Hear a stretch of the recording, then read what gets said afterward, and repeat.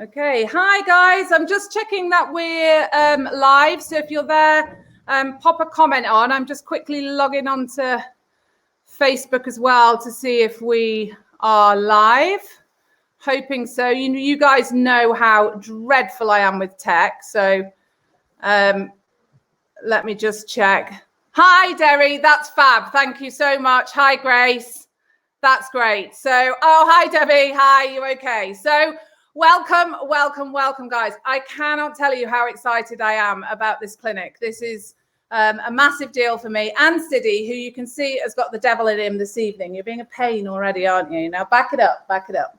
He wants to be the star of the show. He's had more grooming than me, haven't you? So, yeah, so I'm for the guys that watch me normally and follow me normally, you know Siddy Squiddle very well. So why am I so excited about this clinic? So I'm massively excited about this clinic because this clinic's been supported by one of the leading companies in safety, so by Champion Equestrian Safety Products, which is huge for me. You guys know how passionate I am about keeping us safe. In my work as a trauma consultant, obviously I see the result when things don't go quite as well as we wanted to on a competition or on a day out on a hack.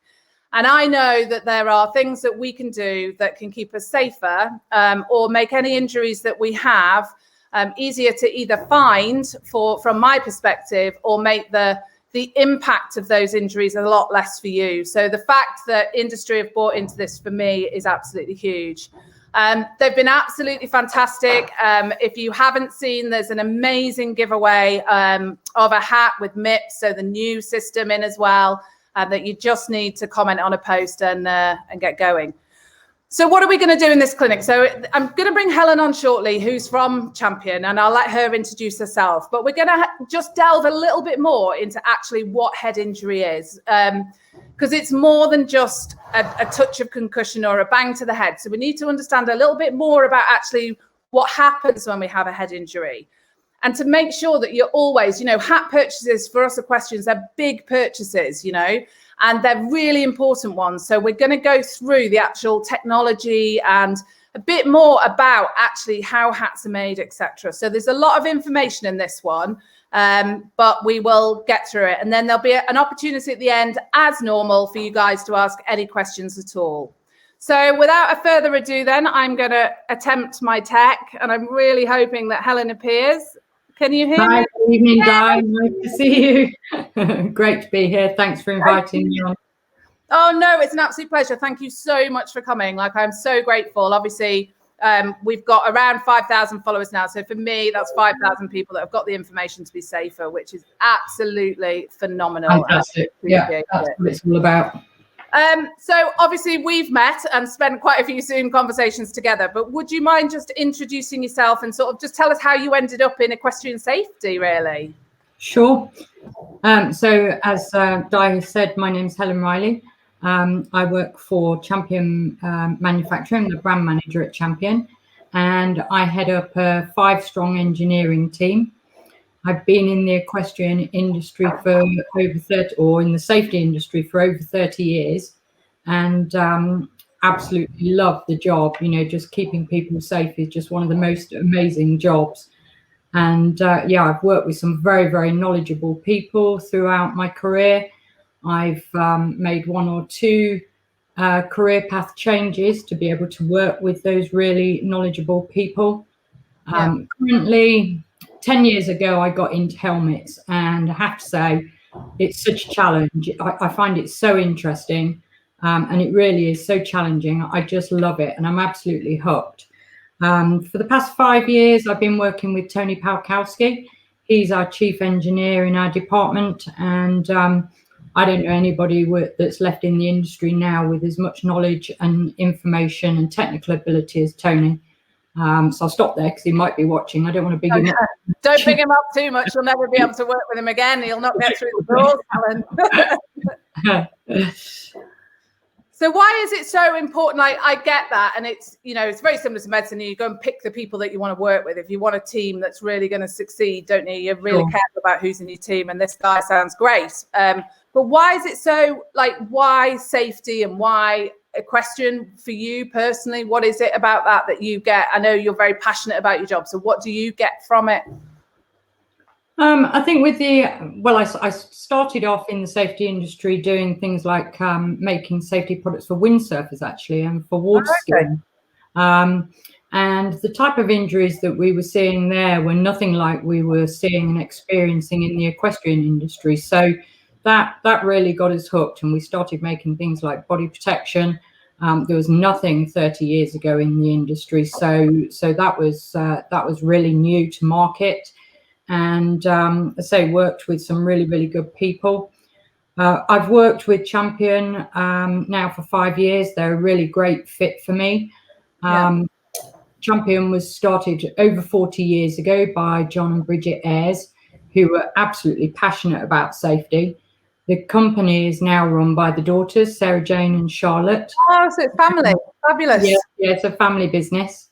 And the girls have, great moral responsibility. They take it very seriously.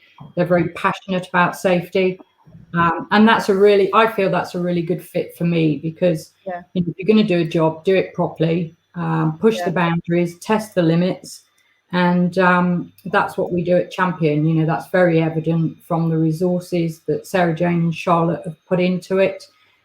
We've done a massive overhaul of our test lab in the past 12 months. We've increased the engineering team. We're doing all kinds of fantastic work with 3D printing, with finite element analysis. So we really are testing to destruction and pushing the boundaries. Yeah.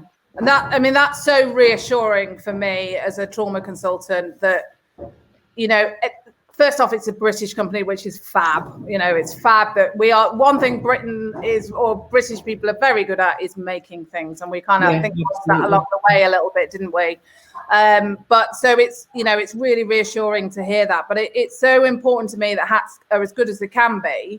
I've seen some really serious injuries. I've seen injuries that have ended up in fatalities, and unfortunately, somebody hasn't survived after having head injury. And that has been with equestrian injury as well. So I'm really, really passionate about making sure that, that us as medics, that we support you as an industry, so that we sort of work collaboratively together. Great doing this work together. Yeah, it's so important, and a head injury isn't just, as you know, a head injury is not just the person and the change in them ultimately as a person. It's not just that. It's got a huge impact on people's ability to work, to socialize, to have normal relationships with their families, their whole lives and their families. Yeah, it's huge. It's absolutely huge, and it comes down to a decision about what, it's actually quite a simple decision, really. But I feel, and that's why we sort of put this on, I didn't feel as well informed as I should be when I'm actually going to purchase something to protect what makes me emphatically me. What makes me me is my brain. So it is actually the most important thing in the world. So luckily, Siddy isn't having a poo. The guys that watch this normally are well used to Siddy. So what he's done instead, he's drunk the contents of the feeder. So the ducks can now hear the water. So we'll have a bit of quacking and what sounds like a toilet as he slobbers all over the thing. So I think there's never work with animals on screen. Animals and children, isn't it? So a couple of things that, I'm an amateur rider. I'm not, some massive horsewoman or anything, but I'm sensible. So for me, there's a couple of things that I would say to my followers, and they are, just prevent things, first of all. If you've got a sharp horse or you're coming out of lockdown as we are now, just be sensible. If you need to lunge it first before you get on it, be honest with your riding ability. Don't, do that whole, I haven't ridden for 30 years, but I'm going to get, I'm going to go and buy a £50,000 horse and, going to go for a hack when it's never hacked before. Sure. And particularly for hacking, you need to have a plan. People need to know where you're going, where you are. You need to think about it. You need to have a conversation about, what's going to happen if something happens to one of us. So you need to have a lead rope with you. You need to have the right safety kit on. And I bang on about What 3 Words app all the time, but it is actually the app that we use to find you. So the thing is with equestrian injuries, you know, if it happens at an event, there's pretty much most of the time at most events, there's either a first aid, a paramedic or doctor there. You know, when you go out hacking up in the hills, there's no one there. So we need to find you. So the What 3 Words app is really important. And there's links to that on my page anyway.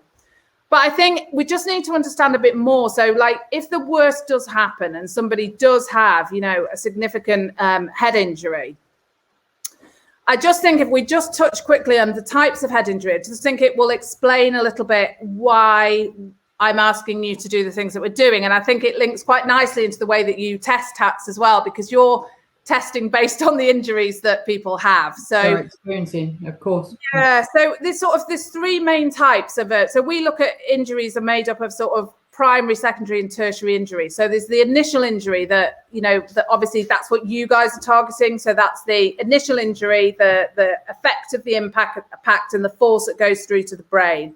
So that part can be affected by the hat. That can't be affected by me. I'm the next step down in the chain, aren't I? But there's sort of 3 main types of that first injury that occur in equestrians, and most of them are closed. It's very rare that we see an open head injury where, you know, there's a great big missing and brain spilling out. You know, it's very rare. I mean, to be fair, that person wouldn't survive, but we don't tend to see open injuries. That's very rare. The issue mainly is, so I've brought Martha. So for those of you, again, who follow my page, this is Martha, who's my dad was a doctor, so this is his skeleton that I'm very lucky to have, and I keep her very safe, even though she's out in the barn tonight. But as I've talked about on the page, you know, the skull is incredibly hard, as you can see. And the issue is, because it's so hard and so static, that the brain in there, you think of it as though it's like floating around in water. So if you have to make sure I don't knock half her head off, but if you bang it here really hard, that brain shoots forward and bangs this side as well. So you get the contra-Q injury, you get 2 points of injury just from it shaking around. Also, if we look at the inside of the skull, which is sort of this part underneath, that's nice and smooth, you know. So apart from stretching the lining of there, you shouldn't be catching on anything, because there's not really a great deal for you to catch on. But if you look down into the actual vault of the skull, you can see that all these bits here, they're really sharp, you know, and that brain is sitting very, very tightly in against all of these little crevices and bits of bone that are sticking up. So if you start pulling the brain, you know, shaking the brain around in there, it's not hard to understand why you get injury within the brain. Absolutely. And bleeding. The issue is, we talk about all the time about if you have had someone with injury, I know that the doctors will have talked to you about the level of the pressure inside the head, because the issue is this is completely fixed. So if you bleed into it, then it's like displacement. It's like that thing where the man jumps in the bath and it like something's got to come out to take that volume. So the only way that something can come out is through here, which is the foramen magnum, which is the opening to get out of the brain, which is how well you can see it on here, but it's this part here where the actual brain stem comes through and it goes down into the actual spinal cord here.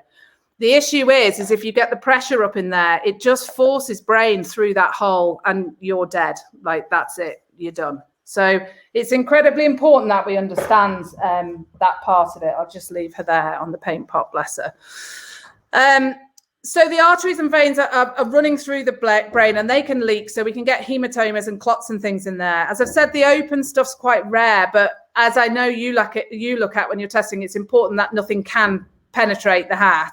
And then for us is crush as well. So and we do see this a bit with riders where they've maybe come down and the horses come down on them as well. So they have actually had like a crush injury, or we've had bizarre injuries of people coming through gates and things where they've actually crushed their heads. So it's incredibly important that you have your hat on when you're on the ground as well.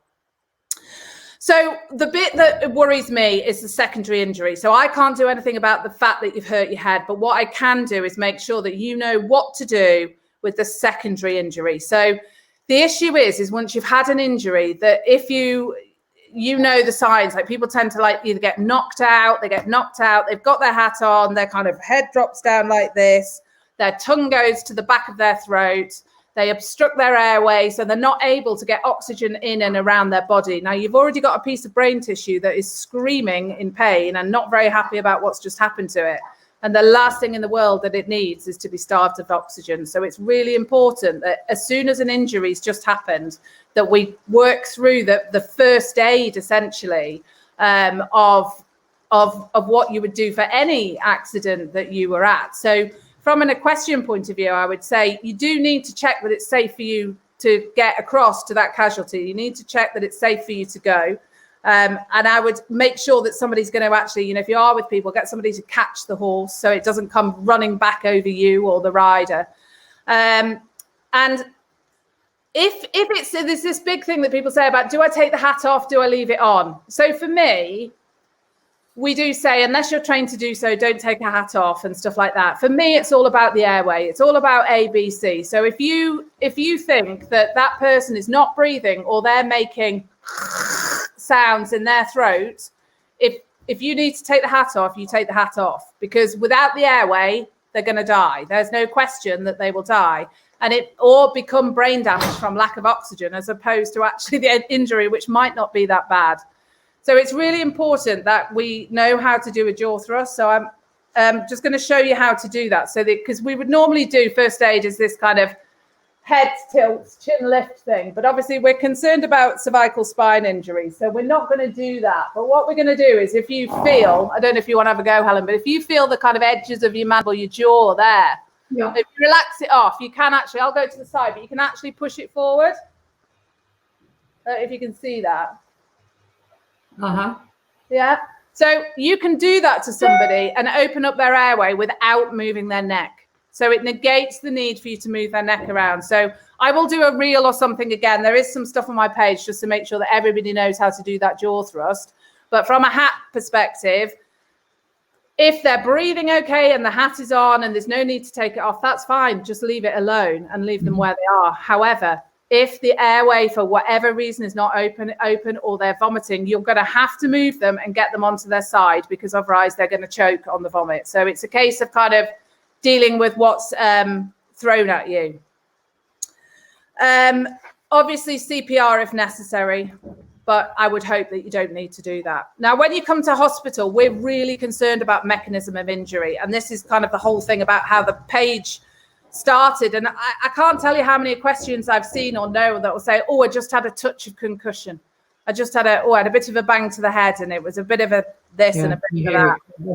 It's not, it is actually genuinely a traumatic brain injury that's happened. So it's not just a little fall. And as the questions were quite, we're quite hard, I think. We're just kind of like, oh yeah. And we have that whole thing of fall, get back on, get straight back on, and I think we're moving away from that now.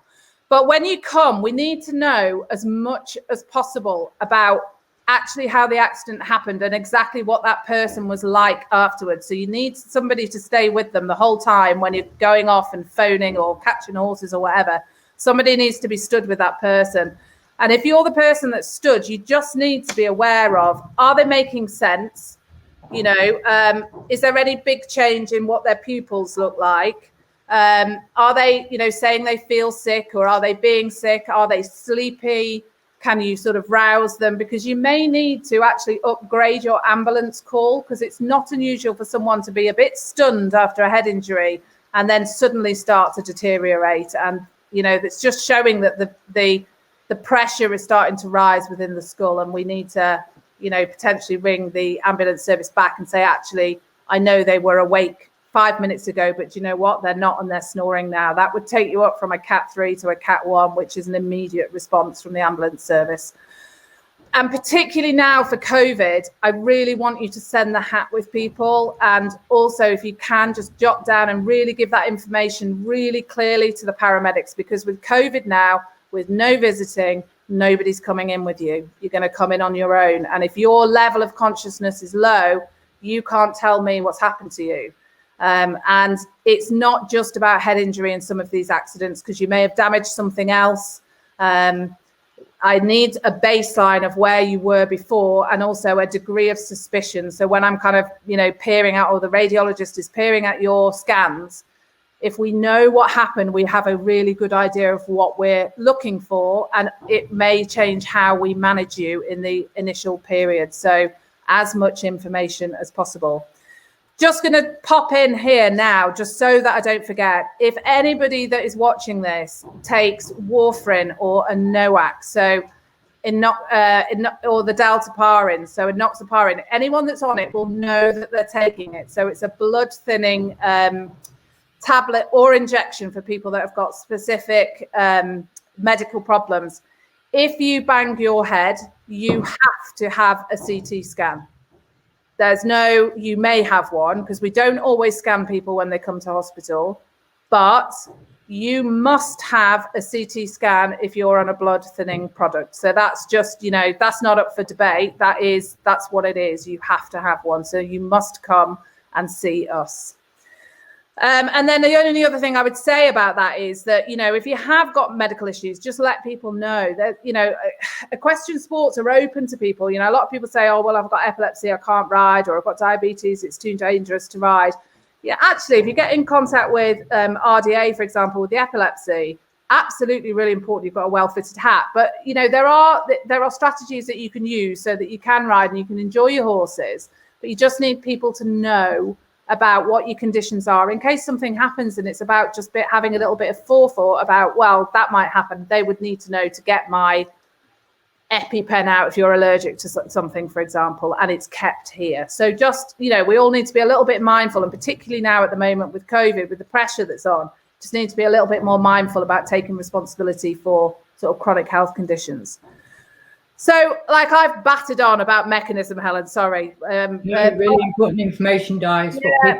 Yeah, it really affects the type of injuries I've sort of tried to get across. And I know that you have just done this massive investment into your testing as well, and you choose your materials really carefully, etc. But can you tell us, how do you choose what to do? What do you test for? Because I know now because we've talked, but I wouldn't have known any of that. I wouldn't.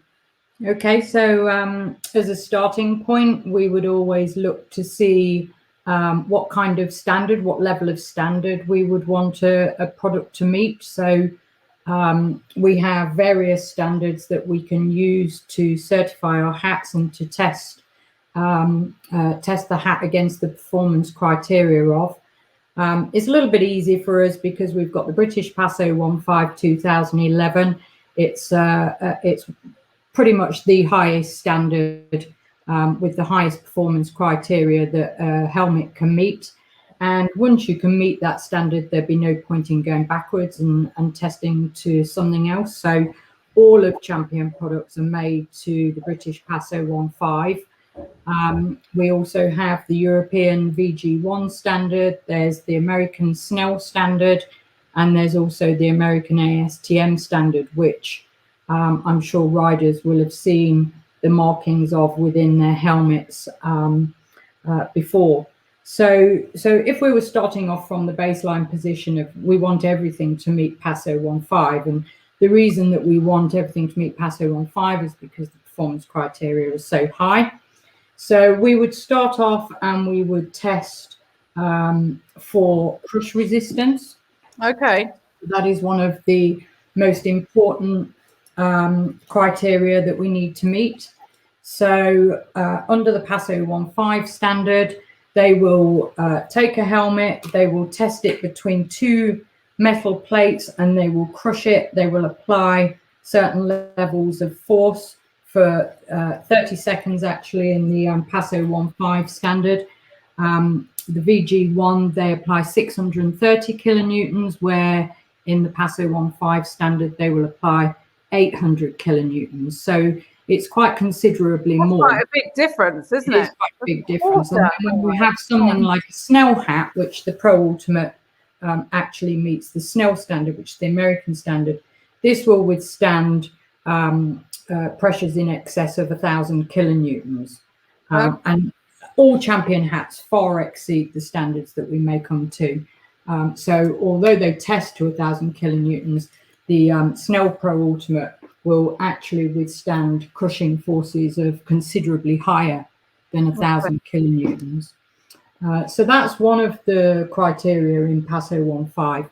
Then we have the flat impact, which is where the helmet is put onto a head form and it's dropped from a height, and it goes onto a flat anvil, and then we measure the forces that are transmitted through to, or the energy that's transmitted through to the brain. So the PAS 015 standard states that 250 Gs is the maximum that is allowed to, the energy allowed to penetrate through the helmet to the head. And the lower the number, then the better that is for the person wearing the helmet. Obviously, it's less getting through. So the PAS standard actually goes one step further than the VG1. The VG1 is 250 maximum for any single impact. PAS 015 is the same, but the PAS 015 puts in an average over 3 impacts. You must actually be better than 225 G. So again, that is, it's considerably higher in its performance criteria than the VG1, which is why we always make our hats to that standard. Then we have penetration. So a helmet will be tested by a 3 kilogram. It's like a massive steel pencil, if you imagine, 3 kilogram weighted pencil, and they will drop that from a certain height, depending on the standard again. And the test houses will go for weak areas or what they consider to be weak areas on the helmet. So if you've got a highly ventilated hat, the test houses will try to penetrate and they will try to get through the holes in the vents. I've got a picture of engineers leaping around a laboratory with a massive hammer and a massive steel spike. Like, who can get in? It is a little bit like that. It is a big, heavy spike. So, so they will also go for things like the rivets on the sides here and on the back, because they'll want to see if they can punch the rivets into the hat, which will, in effect, weaken the harness attachments. So they'll try to do that, and they'll also test around the temple area quite a lot. But they will, I mean, they test on the crown, they test on, so they test everywhere. But if a test house is being particularly awkward, they will look for those weak points, see if they can get through. So basically, to pass the penetration test, the spike, the striker, must not go through all the way through the shell and the liner and make contact with the head at all. If it makes any contact with the undersurface of the helmet on the head form, then that would be a failed test. So then we also, in equestrian standards, we test for stability. And the stability, if I just get a little box here that I can put this helmet up on. See if you can see it a little bit better. Yeah. Don't know if you can see that. It's sort of falling at the bottom of my screen. Can you see the bottom of the helmet? Yeah, just at the back, maybe slightly back to see a bit more. Yeah, that's grand. Yeah, I can see that. So to test for stability, they will check to see if the helmet moves forward, down onto the nose. You can see this one is doing so at the moment because I haven't fastened the harness yet. And also they will test it backwards. So if this moves more than 15 millimeter, then you would fail the stability test. So this is what occurs when people don't wear their harness tight enough. So if I just move this box out of the way again, and I get this all nice and tight, how you're supposed to actually wear your harness. I see so many people wearing very, very loose harnesses. It's so worrying. And I can't tell people enough just how important it is to make sure that harness is fastened correctly. Well, it's huge, isn't it? Because I can't tell you how many times, like when I've done medical cover for, to be honest, for eventing as well, or at shows, and then you see somebody, they jump their round, or they come in from their hack, they get back to the yard or whatever, they take the feet out of the stirrups, which is fine. Obviously, you're going to get off, but they undo their hat. Absolutely. And it's hanging there. So you may as well just throw your hat in the air, because it's going to come off if you come off. There's no point. I see them so loose all the time. And that's when in shows I always harp on about tightening up that harness as much as they possibly can. So now I've tightened the back of the harness, and that is just as important to tighten this secondary part. So that will either be with a lace system, or you can have a buckle system, which we have on our Junior Plus. So I don't know if you can see, there is a little buckle here on the side of the webbing, and you can pull this thread of webbing here to make this shorter, this part of the harness shorter or longer. So it's important that that's tightened.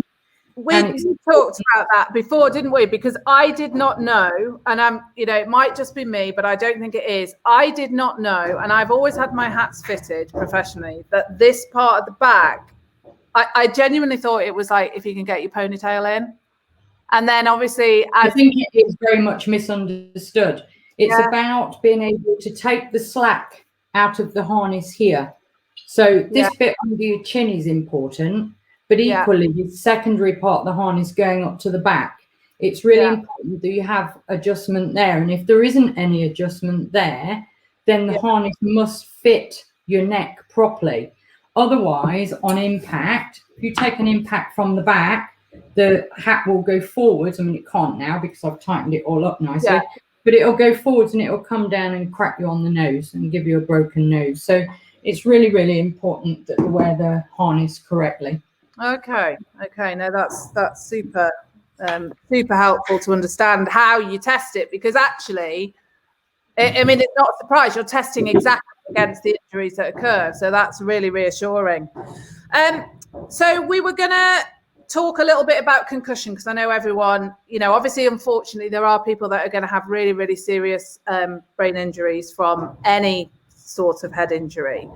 But what we commonly see with equestrians is concussion. And I don't know if you agree, Helen, but there's been a lot of focus on concussion itself certainly over the last 5 years, probably. Yeah, there's been quite a lot of research done with the NFL. Yeah, I think from NFL and from rugby, and there's been quite a bit about not letting kids, do the sort of the full-on tackles and things in rugby, hasn't there, about them getting repetitive injuries to their brain.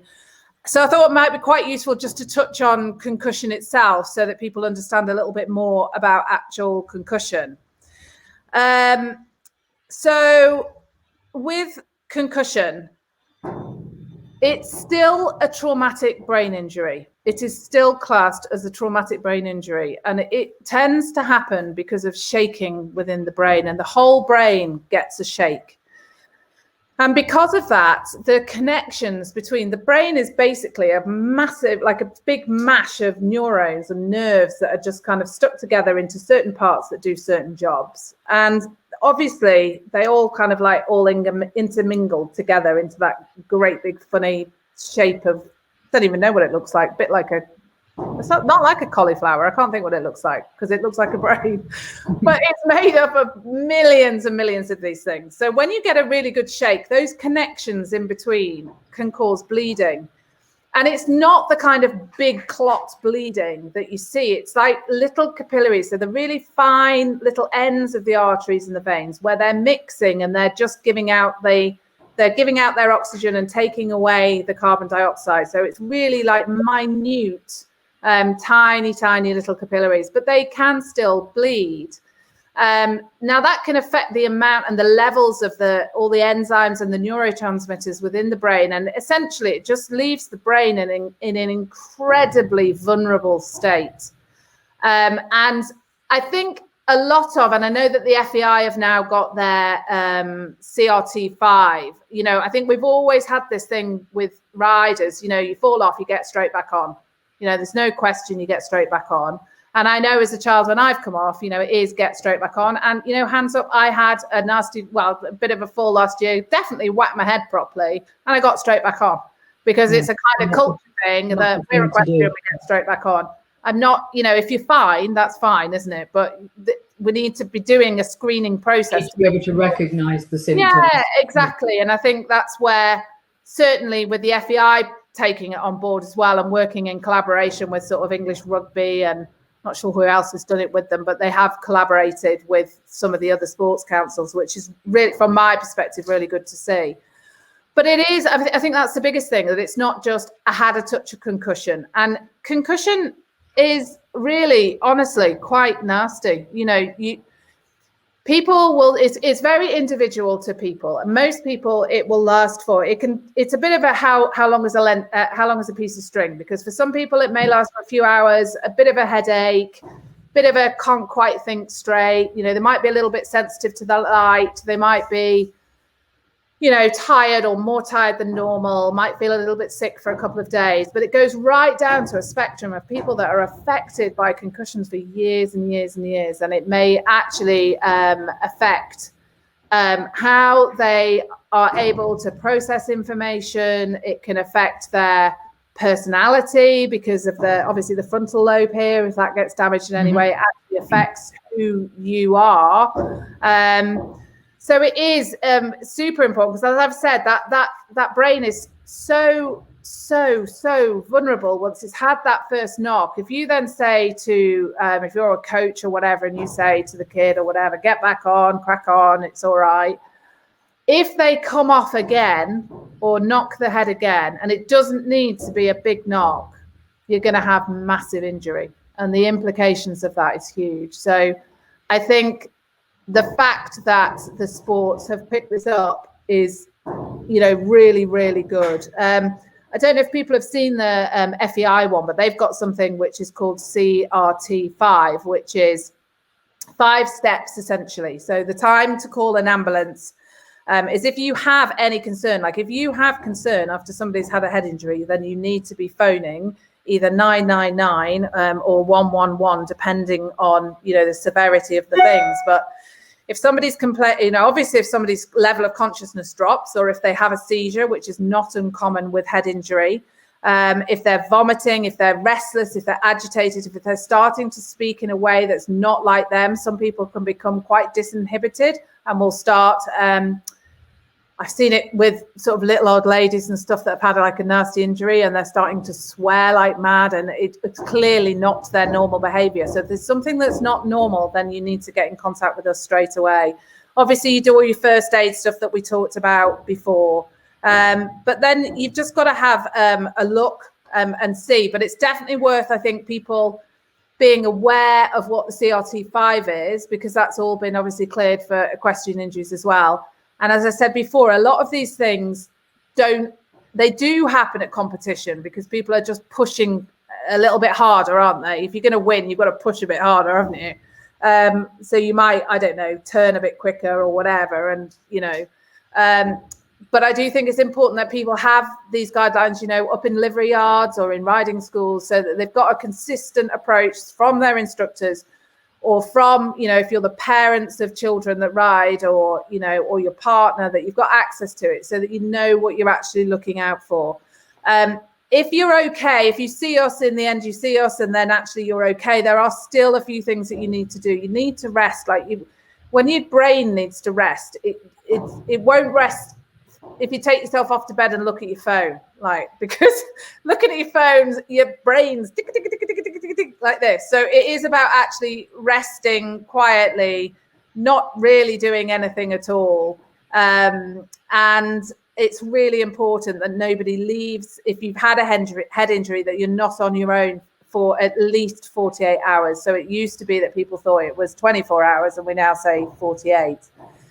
We don't say this whole of like wake them up every hour. That used to be a really common thing, and they would say, look, can you wake somebody up every hour just to check? We don't do that now. What we say is, particularly with children, you know, after about 4 hours or so, just set an alarm, give them a poke. You know, if they're like, get off, or your partner, get off, then that's fine. That's fine. So a normal reaction is what you're doing, but you don't need to try and keep somebody awake, because actually they'll want to sleep, because the brain will want to recover, and so it will want to go to sleep. no alcohol, obviously no recreational or drugs of any type, and really important that people don't take aspirin for a headache if they've had a head injury. And as I mentioned before, the people that are taking the NOACs or the warfarin absolutely 100% need to come to hospital. So it is quite a big deal. So from I know that there's new technology, and we've talked about new technology, but can you just tell us a little bit about how hats can, can they actually, I know they're going to go against crush. I know that you're doing everything to make sure nothing can go through them, but is there anything within the hats or any new stuff that you're doing that will try and limit that amount of concussion? Yes, so all of Champion hats will give you some protection against rotational motion. This is what we know now is the main cause of concussion. Your scalp actually acts as a natural prevention against that kind of shock, that rotational motion that the brain goes through inside the skull on impact. So you do get some kind of protection from all hats, but we now know that if you can add a further slip plane and some shear material inside of the helmet between the head and the polystyrene liner, and I've got a MIPS component here to show you. This is a piece of shear material. You can see it's very, very slippy. And so we can put this now inside the helmet between the head and the polystyrene liner, and this will help on impact. It allows the head to move on impact so that the brain is not getting quite such a shock, because when you take an impact, it's a stop, so instead of having that dead stop, the head continues to move with inside the helmet. So the brain is moving and the head is moving. So there's not quite so much shock and the shearing of those blood vessels and things that link the neurons in the brain. So MIPS has been around for probably over 10 years now, I would say. And they've been putting MIPS into bicycle helmets and ski helmets. But something in the equestrian standard, the stability testing within the equestrian standard has gone a little bit, it sort of contradicts a little, because for stability of the helmet, the helmet can't move more than 15 mil. But for the MIPS system, it has to be able to move more than 15 mil. So it's taken the equestrian industry a lot longer to look at ways of getting MIPS into the equestrian helmets and to be able to counteract those two competing things. So Champion have worked with MIPS very, very closely, and we've come up with this kind of solution that sitting inside our Champion hats works really, really effectively. In as much as when you're riding and you're not having any accident, you're just going through normal riding, the helmet is stable on the head and you can stay stable on the head.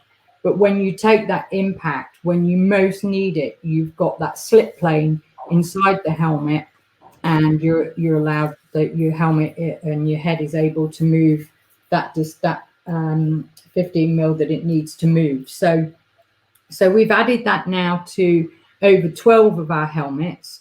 They're all prefixed with the name Revolve.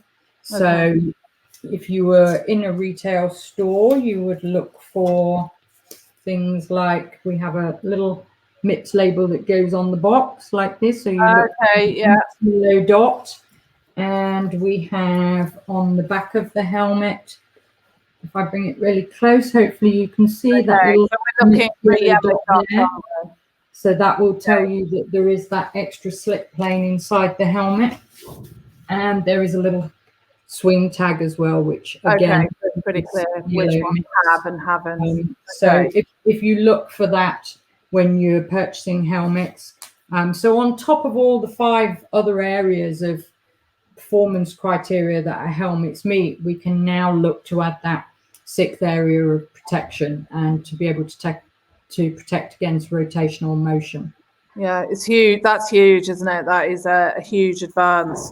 So I know that you're involved a lot more than just at Champion, aren't you? You're involved with the standards. So can you tell us a bit more about sort of who sets the performance standards for hats? How is that agreed? So there's some very important work that goes on behind the scenes. I mean, standards have to be written, and the performance criteria has to be set for the standards. And I'm involved in that work. I sit as an expert on the European Committee for helmet standards, also for body protector standards.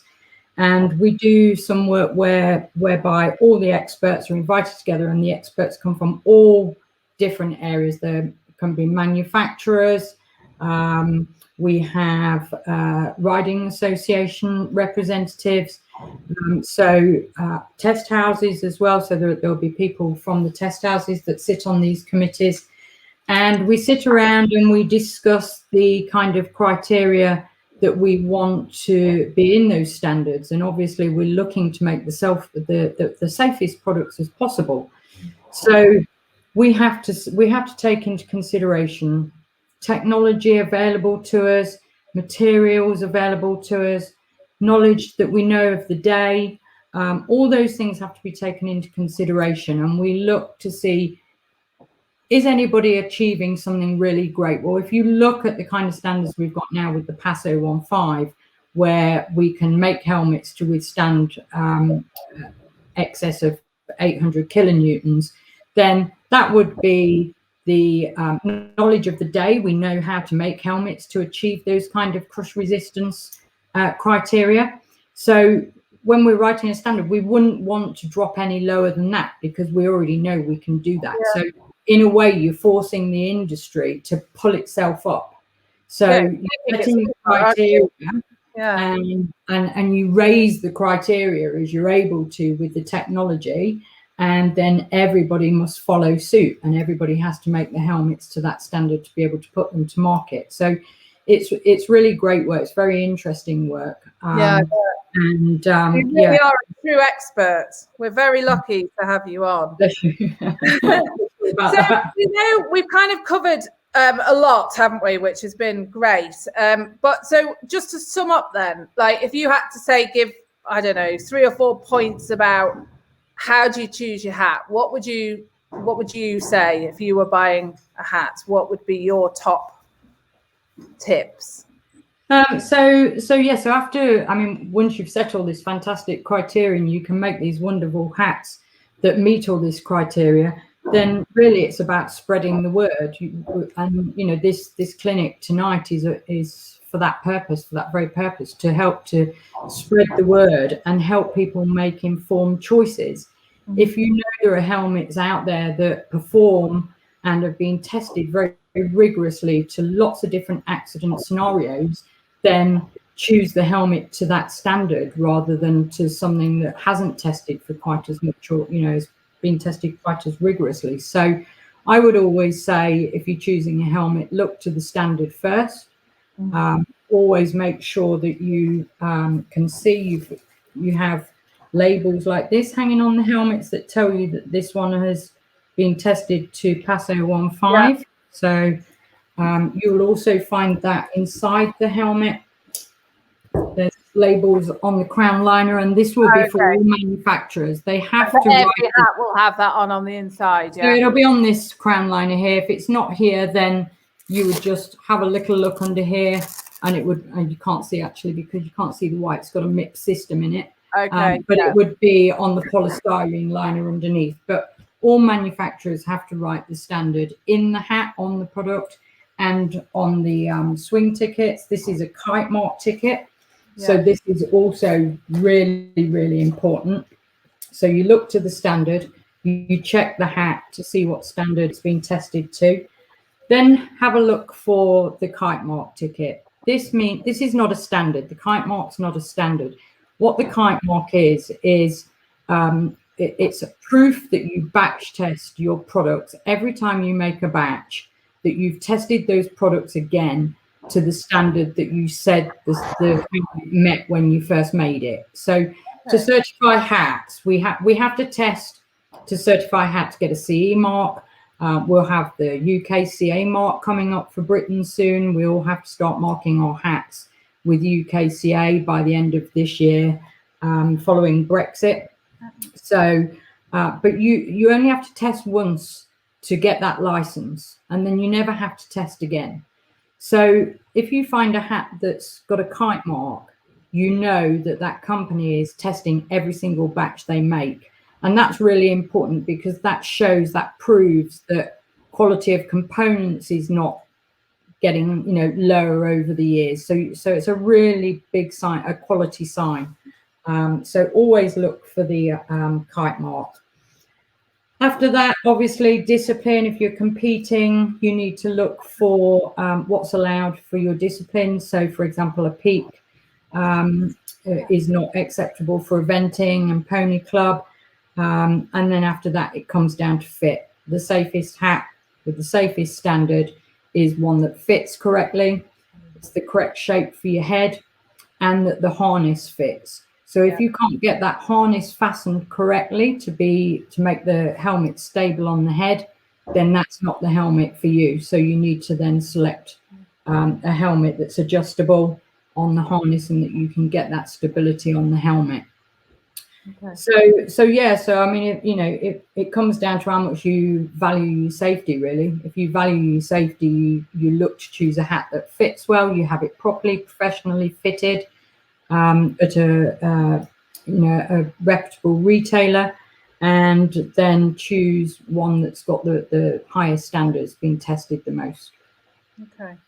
And this kind of thing about, and I'm putting you on the spot a little bit, really, just to see whether it's true, but we kind of have that thing, Siddy, you're being a pain, where it's like, if you have come off and you've had a fall, you don't know whether you've particularly banged your head or not, but your hat looks all right. Is it true that we absolutely have to replace our hats, or is it a bit of a sales ploy, Helen? Like, what's really going on there? I am often asked that question, to be honest. All helmets, because they're made of polystyrene liners, all helmets are single use only. So if you've had an accident where your head has been involved in the impact, then you should really replace your hat.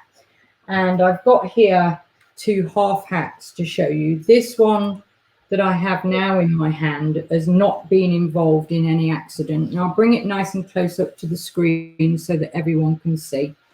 So if I get it at the right angle, there we go. Perfect.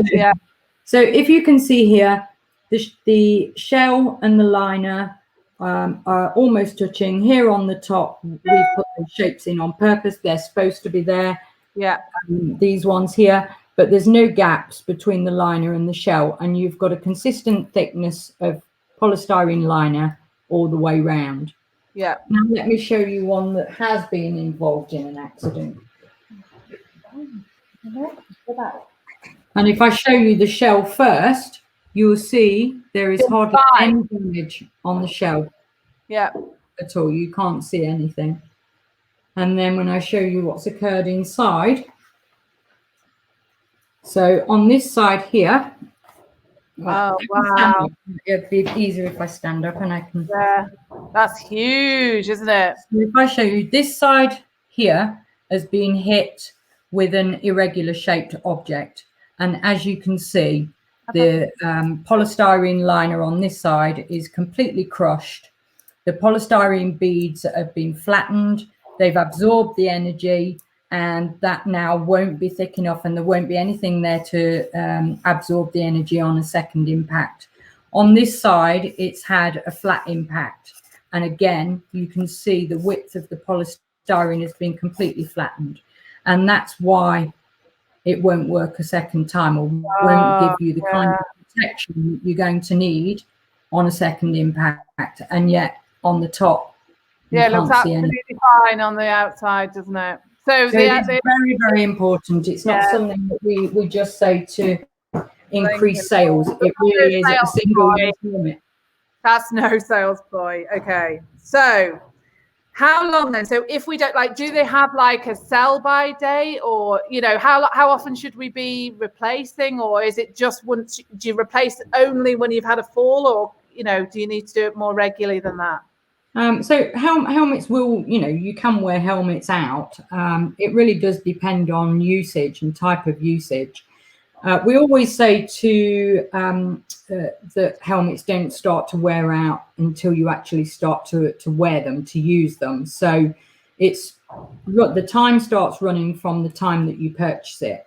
Now, if you're riding every single day, you're out 6 to 8 hours a day and you've got the helmet on nearly all the time, then you're probably looking at between 12 months, and 24 months.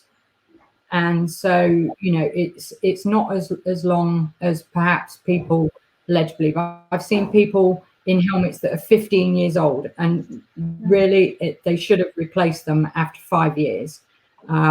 So if you're only using it at the weekend or just occasional riding, just the odd riding school lesson that you're taking, then you're looking at 5-6 years that helmet will last before some of the materials will start to deteriorate. But yeah, so between 12 months and 5 to 6 years according to usage. Wow. I'd say this was all complete music to my ears, but I didn't know anything about this. So anything that you would say, any particular way of keeping them, getting the best out of them? Is there a certain place to kind of keep them, or? So looking after the helmet, of course, care and cleaning it is really important. When you're transporting it, you should really transport it in some sort of padded bag or something similar like that to give it a little bit of protection. These things are really quite robust, really say they shouldn't be rolling around in the back of the car, and really they shouldn't, but they're not going to, get hugely damaged with a little knock here and a little knock there. Only really when you're taking if you're taking an impact. But take care of them, transport them properly in a padded bag, clean and dry them according to the manufacturer's instructions. So on every helmet that we sell, there is always a little booklet like this. And it has all the manufacturer's instructions inside. And this is really is an important little booklet. And I'm sure most people just rip them off and throw them in the bin when they buy their hat. They can't wait to get it on. Can't wait to get it on, get out there. I would say read it and keep it. It gives you lots of information on what the manufacturer recommends for how to clean it, how to dry it.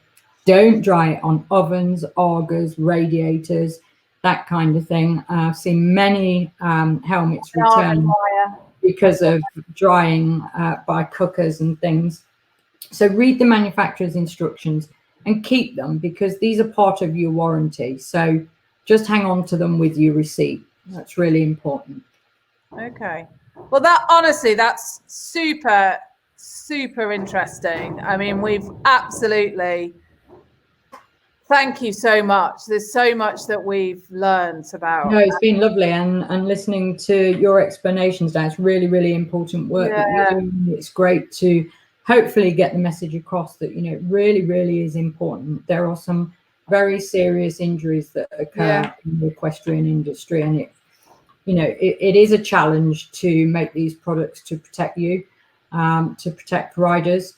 So we really need the riders to take on board. It's everybody's responsibility to look after themselves and to make sure that they're buying the safest hat possible. So I can't stress it more. No, it's huge. It's huge. So I'm just going to have a little scroll back, guys, because we've got a few questions here. So I will just have, there's a lot of people saying thank you very much who have had nasty head injuries, but they've had a champion hat on and they're fine. The horse behind me is very cute, yes, but he's annoying me a lot now. He's bored with standing there and wants the treats that are on the table. I think pretty much so one question, I don't know the answer to this. Is it true that if you put a head cam on your helmet that it can affect the effectiveness of or reduce the effectiveness of a helmet? Depending on how you might mount the camera, but we always recommend that you don't mount cameras on helmets. Oh, okay. And certainly not by doing anything like making a screw hole or something into the shell and mounting it in that way. That would seriously be detrimental to the shell. So you shouldn't do anything whatsoever to alter the helmet other than the way that it was manufactured and tested and certified. So not a good idea to be mounting cameras. No, we don't recommend it. Okay, so there's an interesting one which is from Matt, and I don't know if it's about him or maybe something that he knows, but I think it's probably, Matt, something that you could actually maybe email or DM Champion about. He's asking, have any helmets been developed to support traumatic brain injury survivors who have had a craniectomy? So they've had part of the skull removed to reduce pressure. So there is support on the solid bone in the skull away from the craniectomy and missing bone. I think what he's saying is there a hat or the ability to make a hat where if somebody from a brain injury is missing a part of the skull that could be, I guess, reinforced on that area? It's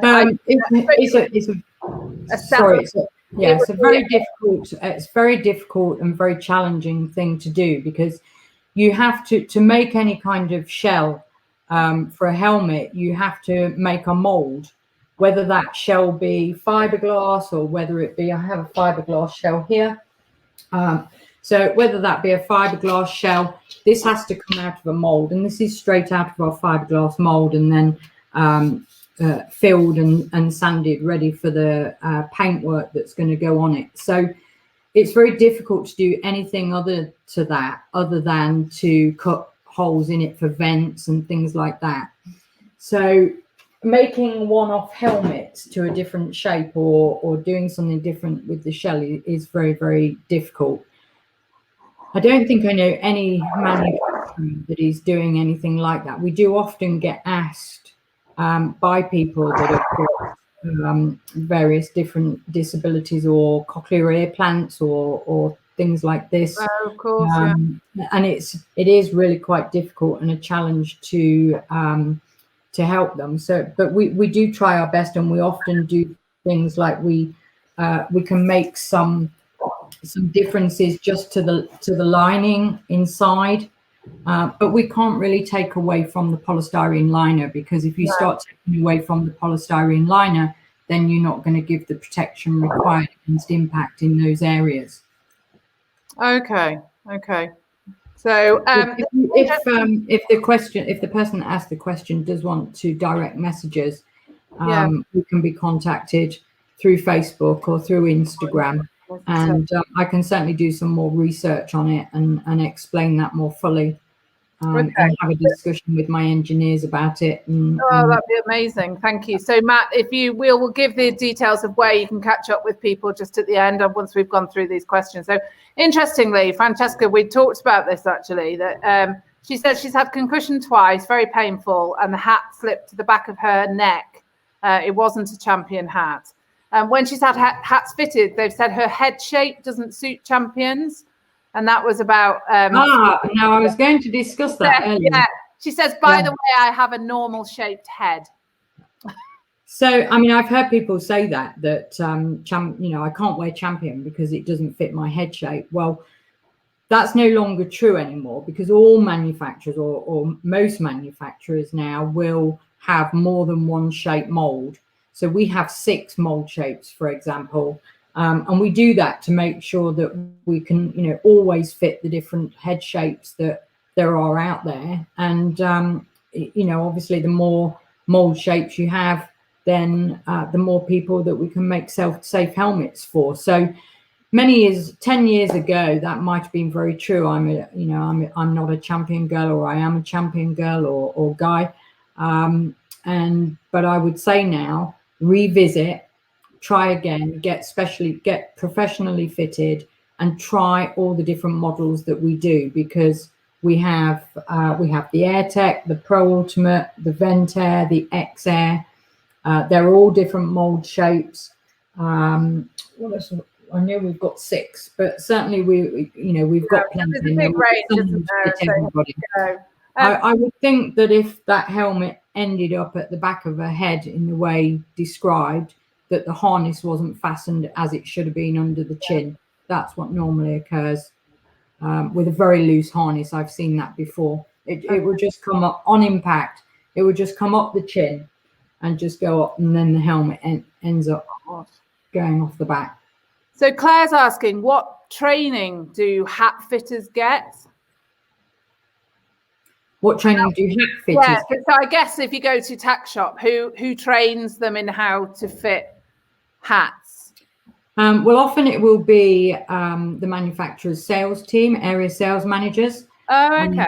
So our department, our engineering department, will do many sessions with our area sales managers. We probably meet up with them monthly, and then we will do big refresher courses with the fitting training. Sometimes I will go out if there is a particularly I don't know, if a customer says, oh, there is one model that I just cannot fit and I don't know why, then maybe I will go out to a retailer and spend some time with the retailer and train all the staff. So most manufacturers will send out, well, we certainly send out the area sales managers to do fittings, and we can do one-to-one with retail stores staff. So that would be quite normal, and I would take them through all the kinds of things that we've discussed tonight, talking about all the different ways that we test, because I think if you understand the way the helmets are tested, then you understand how they need to fit, because we're testing against real life situations, what really do happen out in the field. So if you understand what we test for, then you understand how they need to fit, and I think that's where people can make sure that they're very stable on the head, that the harness is done up correctly, that the shape is right. So professional fitting is really key. So that's huge, isn't it? And then just as a last one, I was just going to mention Sarah, because she's messaged me herself anyway. She's just saying a massive thank you to the whole trauma team at the Royal Stoke. I do remember you, Sarah. I know you won't remember me. But we saved her life when she had a very serious head injury during her after an accident with a horse. Luckily, she was wearing a champion hat, and will definitely be getting another one soon to replace it. So she has done quite well after having a really nasty fall. So that's nice and reassuring. We're doing our job and you're doing yours, so it's all very good. I can't thank you enough for coming on. It's been absolutely fantastic. It's been brilliant. Thank you very much, Di. So if anybody wants to direct messages, then we're available on Champion Equestrian Wear on Facebook, and at Champion Equestrian on Instagram. So do direct messages, and we'll make sure that we get back to you. That's absolutely perfect. And there is an amazing giveaway that Champion have done, guys. So if you get onto that post, you've got a chance of actually winning a beautiful new hat. So this is the radiance that we're offering. Absolutely gorgeous. So we're going to draw that just in a couple of weeks to give people, because quite a lot of people watch on the catch up. I know we've had a lot of viewers live, but we get a lot of people that catch up. So it'll give everybody chance to have a fair crack at the hat.